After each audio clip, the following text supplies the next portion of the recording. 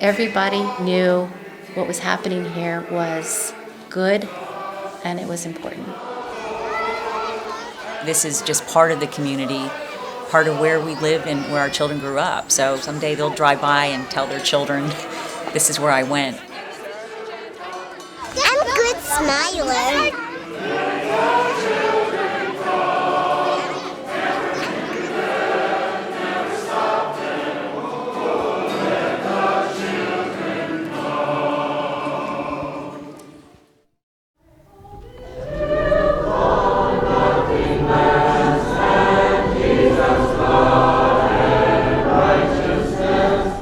In the early 1980s, young and old communed together at Salford. The old meeting house had a new look, recently renovated and expanded. Just a few years earlier, a new leadership team had included young Lauren and Pat Swartzentruber. Pat Swartzentruber chaired a Peace and Social Concerns Committee, which began an informal discussion responding to the hope of opening the church's doors to the community around them and the needs of a generation of women called to work in ways their mothers likely had not. This need was percolating in the congregation, and the Peace and Social Concerns Committee began talking about the possibility of a daycare program for children as a means of outreach. We also knew that there were many other persons, young mothers in the congregation, ourselves included, that were sensing a need for providing a faith-based childcare program in the arms of a congregation that could love them and be a great place to serve the greater community. So it was a combination of voices and efforts. Soon, word of this new initiative was spreading in the congregation. It was taken up by three young mothers, Mary Moyer, Susan Brenneman-Durstein, and Susan Berge. This really was a passion. I think there was a passion of not only us, but I think of that whole age group. You look at this nice building that we were only using on Sundays for a couple hours, and so how is that being an outrage to our community? The three founding mothers were counseled by Associate Pastor Willis Miller on some of the issues they would face. You know, women pretty much stayed home when they had children and took care of their children. But these women now were working, and other women were working outside the home, so that was the change that was coming, but it was uncharted territory. I remember being one of the few people that was working as a mother. As the only one with any child care experience, Susan took the lead in applying for state licensing, part of an almost 2-year process of preliminary work. By now, John Sharp had joined the pastoral team, and Margaret Zook had become Salford's first administrative elder, acting as a bridge between the congregation and the fledgling daycare. Church Council appointed a daycare advisory board, having direct oversight of program and staff, and representing Church Council, trustees, as well as Sunday school. This relationship and the issue of shared space needed particular attention. The biggest problem that I remember is moving in on the Sunday school. That was a controversy about could we have a daycare in the same facilities that we have Sunday school on Sunday morning. The congregation expressed confidence that it could by a large majority in a vote in early 1984, but with one fundamental reservation. The congregation was okay as long as it didn't cost the church any money. I recall that they brought a proposal to the church council. They asked and requested some money from Salford to start the child care. And I think it was just one of those things that they looked and said, you know, we don't know if we can afford to do this, and let's see whether or not it's going to really materialize and do something before we get behind it. So they got a loan from Franconia Conference, and that was the seed money to start it. Not surprisingly, the daycare was projecting a monthly deficit before opening, a subject of ongoing concern. Startup costs included a required playground to be located in the Oak Grove. Finances affected the question of staffing and the search for a director. Salford member Barbara Landis, who had worked at a children's center, accepted that position. Final approvals were in place, and word went out to the community of an official opening on September 6, 1984, of the Salford Mennonite Daycare Center. By now, Donna Moyer, a recent elementary education graduate of Eastern Mennonite College, was hired as a full-time head teacher. To keep costs down, 2 Mennonite Central Committee trainees from Switzerland and Germany provided the other initial full-time staffing. 15 full and part-time children, 9 from Salford, were combined in ages in the large central room. Enrollment grew quickly and staff was added, while the children were soon divided into 3 age groups.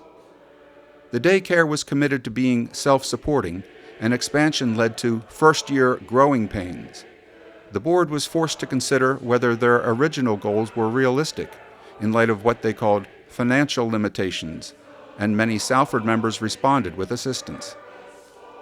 Tom Nolan became the daycare's second treasurer during this difficult time, beginning a long period of the kind of support without which the daycare might not have been viable. I think they were looking for somebody that could do numbers, and it was all stubby pencil technique, and I think I had the idea of bringing some automation to it. During this time, Director Barbara Landis resigned, and board member Donna Barnt acted as an interim as a search was made within the congregation for her replacement. Michelle Sharp, wife of Pastor John with 2 young children of her own, accepted the responsibility. The initial loan was paid off, and a township variance sought to raise enrollment above 35. Ginny Mendez began her long involvement as an infant caregiver, and Deanie Frankenfield began much-needed secretarial work. And now, a new face entered the daycare family. Linda Martin began working as the lead teacher in January of 1986. My hardest part was seeing how long the children's day was. Some infants came already at 6:30 in the morning, and then that's how I created a philosophy of, okay, if I'm going to be part of this, we're going to be the very best child care center there is, and we're going to just make it as family feeling as possible, even though we're in a church building. After a year as director and with a growing family, Michelle Sharp recruited Linda as her replacement. When I said yes to being director, I proposed that I came in as a team, and so it was me and Carolyn Nolan was assistant director at that time, and then Margaret was the church administrator, and she really was a very important part of being in the middle between the church and the child care. Linda was Sunday school coordinator as well when she joined the daycare and understood how important church and daycare cooperation was. Sharing space is not easy. Putting money in an envelope and giving to a child care center in the city or across the seas is easier than sharing a refrigerator shelf. And we have 2 refrigerators now. Linda shared an approach to child care in those early years that is still at its heart today. I want to see this daycare as an extension of their home, and I want it to be a very enriching environment. So I like to think that they have the soft hominess rather than an institutional feeling here. Responsible for that vision was the daycare board, overseeing the director and operations, setting policies and developing a budget, always working to strengthen the congregation's and the daycare's sense of shared purpose.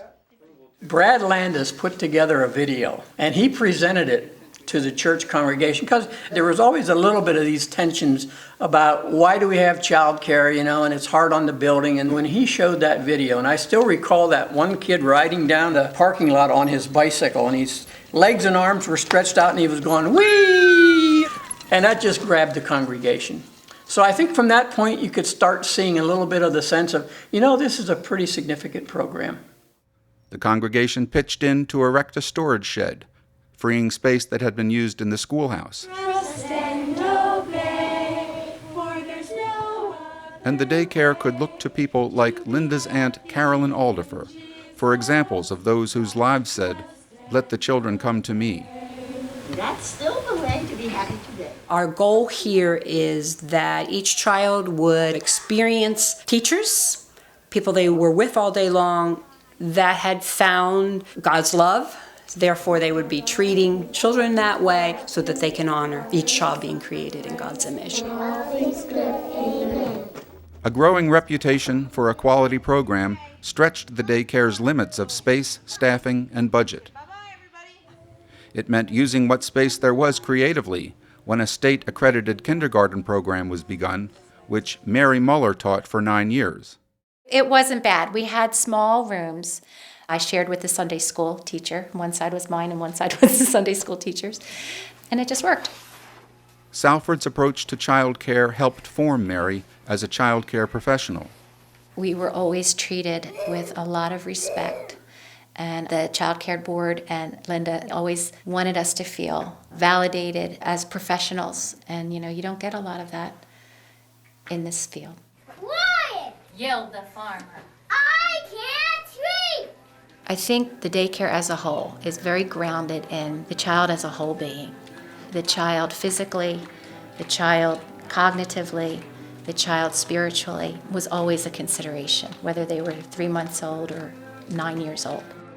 Reflecting this focus on the child, the center's name was officially changed from daycare to child care in 1991. A summer program with the ever-popular Creek Walk and an after-school program for school-age children were added. Now in its 10th year, Salford Mennonite Child Care was touching lives throughout the Harleysville community, like the family of Larry and Kelly Smith. The minute we came in here, Bronwyn just went like this to Miss Ginny, and it was just like she made the decision for us. It was really so warm and loving, and that was just a common thread through everything they did. And I think that's part of the loving and the Holy Spirit working through all these people. It wasn't about just feeding them and keeping them busy. It was an extension of the parents working with the teachers here to help make the most of each child. And it's not about a mission statement or this or that. I mean, it was really the people here. One of those people, Salford custodian Abe Landis, made a lasting impression. Oh, I love Mr. Abe. Mr. Abe was just the biggest heart I think I've ever seen, and matched his smile. He was everybody's grandpa. Call Mr. Abe! I always think about Mr. Abe, he was like the grandfather to all these children, I think my son's, besides no, his first word, I think Abe was his second word. The kids grow up here and they're a family.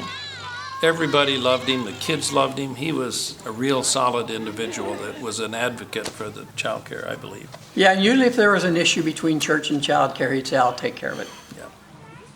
Along with success, there were challenges, one involving one of the child care's greatest assets. We were outside so much of the day, and we did a lot of our learning outdoors, because the best part of this campus is the outdoor space. State regulations, as well as drainage issues, meant that the playground would need major renovations. It would mean the largest expenditure the child care had faced, and be a total child care community effort. A large part of the eventual $90,000 total was given in memory of Bill Franzen, husband of Assistant Director Jackie Franzen Sachs, and of Cody Shore. Months of work and much donated labor and materials culminated in an up-to-date, safe, diverse, and engaging playground, celebrated and enjoyed by both child care and congregation. It was such a big accomplishment and just such an achievement, and the church community and the local community made that happen. The child care as a business had grown substantially, with a budget exceeding the church's. Ron Freed brought his managerial skills to the board and remembers having to balance mission with the books. When I first came on, budget was still a struggle. Every penny counted. The church budget has its moments, if you will. Sometimes are challenging. Every moment was challenging. Every month was challenging in terms of the child care financial situation and budget in those years. You're always making a head and a heart decision. You want good quality, then you want affordability, then you want good compensation. Okay, so you have a problem right there. Being able to pay adequate wages to hire and keep qualified, dedicated teachers was not an issue unique to Salford in the child care industry. Parents took an active role, organizing an association to advocate for supportive legislation, fundraise, and offer year-end teacher bonuses. In its 15th year, the energy, excellence, and innovation of the Salford Mennonite Child Care Program and its leadership was known to Ed Brubaker, as he began planning for a child care center at the heart of the Dock Woods retirement community. We knew how to do senior care, but we knew nothing about child care. And so who are the experts out there? And at that point, Linda Martin was the person who came to mind because of what had been done at Salford Mennonite Church's child care center. That was a big switch to be asked that, and the board at that time gave permission for me to work as their consultant. Consulting led to an eventual board and congregational decision to accept the management and staffing of this second Salford Mennonite child care campus. The board found a director in Salford's Annie Musselman, who was teaching a vocational child care program and eager to combine age and youth in a single community. We were all so new and finding our way. So it was an exciting time.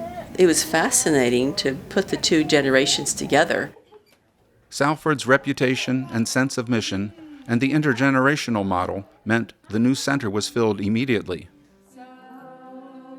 Agreeing on the fundamental value of the lives joined together, young and old, made a good place to begin. Everybody had the same philosophy. We were all working toward the same end and had the same ideas of what we wanted to see, to respect children and respect their ideas, teach them, love them in a way that Jesus did. This is a wonderful intergenerational opportunity, and I think it's enhancing the lives of our residents and our staff and the children that come here and their families as well. It is the best for both. Linda and Annie, along with Dean Worley, functioned as an administrative team until 2003, when Linda told the board of her wish to step back. After 17 years, her resignation brought an outpouring of love and well wishes. Annie Musselman took on the executive director responsibilities, overseeing directors at both the church and dock campuses. During this time, the congregation began a major building project, a cooperative effort that helped to address some of the growing and successful program's most pressing needs, and towards which the child care was able to make a substantial contribution. The child care contributed back to the congregation. All told, it was in the $300,000 to $350,000 range of capital given back by the child care for building improvements here.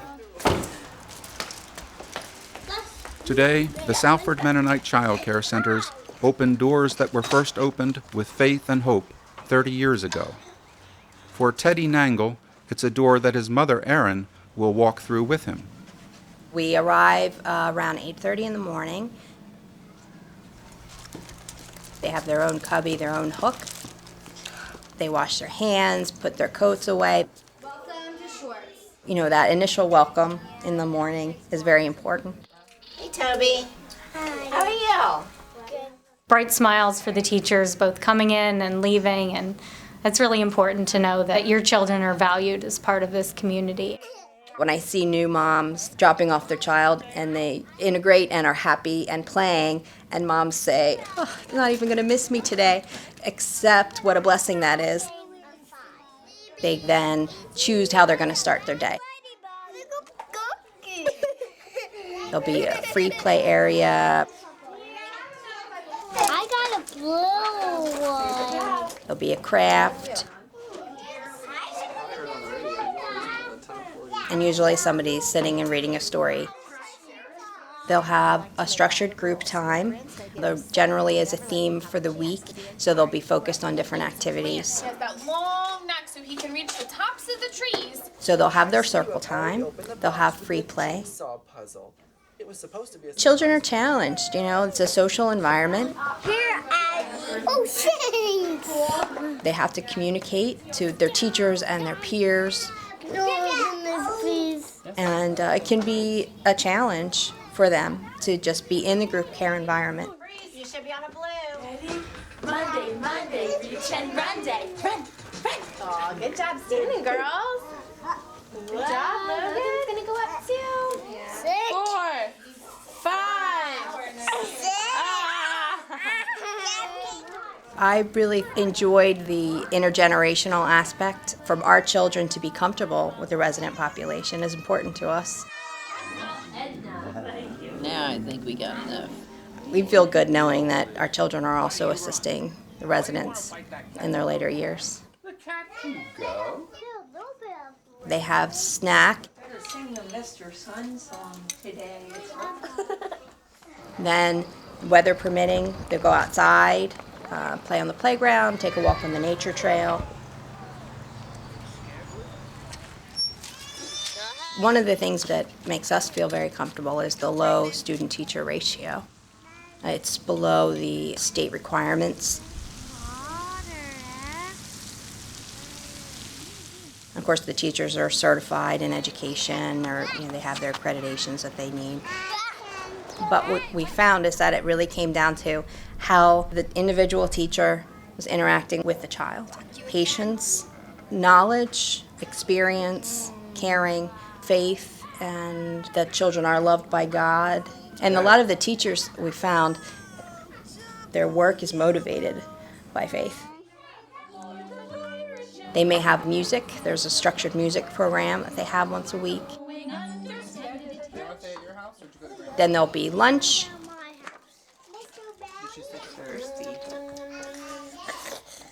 Where are those pretty eyes? Then, of course, the important nap time. See how they have 3 and 3, but this one's... And then when they wake up, then they'll have potty time.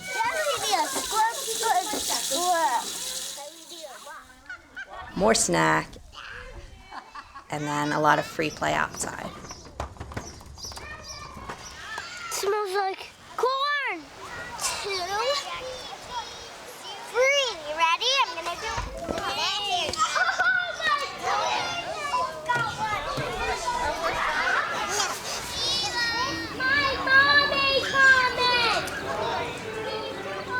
For 30 years, the Salford Mennonite child care centers have let the children come. Hundreds of the Salford community's people have said yes to their part in the work, entrusting their children, sharing a space, serving on the board, giving what they have. Dedicated directors and administrators have shared and shaped a congregation's hope and vision.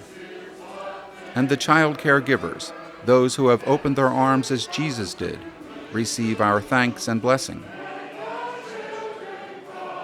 30 years ago, a congregation heard a call. Do we hear it today? Children are going to be somewhere. The question for us as a congregation is, are we going to play a role in that? And it's a place where a church can minister. What would our community be like if Salford Child Care wasn't here? I certainly think it would be missed. This place to me was more of a church home and a family than I've ever felt anywhere, and it was not my church. The Child Care Center is one clear example from not only our past but our present and hopefully our future of how our congregation is active in the community and how we have sensed God's Spirit moving in the community and then tried to partner with that Spirit. Dear God, we thank you for this food, for rest and home and all things good. Amen. Look how big I grown. I grown a lot.